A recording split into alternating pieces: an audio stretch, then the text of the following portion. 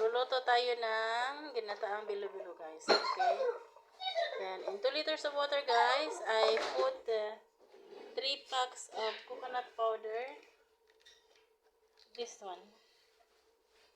This is 50 grams. So, 150 grams coconut powder.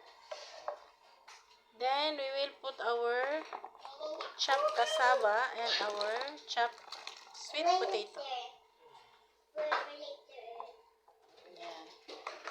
So, we will wait this one, guys, to boil. See, guys, it's boiling now. I will add 2 cups of sugar.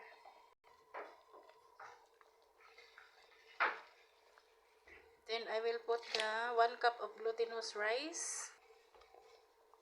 So, stir lang natin yan siya, guys. Then we will put our tapioca pearl. This is tapioca pearls, the orange. Then this violet one.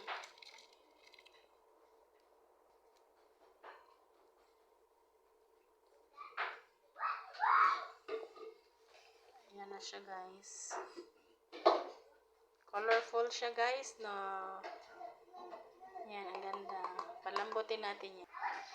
And ayan, guys, yung tatlong kulay ko na bilo-bilo, guys. Yan yung nabilog ko. Ayan. Ihuhulog ko yan siya mamaya. Now, guys, it's already boiling. So, we will put our bilo-bilo one by one. This is the violet one, guys. Nagdikit siya.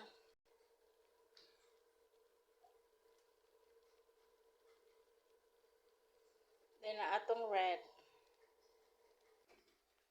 Hi, guys. Yan. Luto na siya. Ready to eat na. Wow. Yan. Charan. Kain na, guys.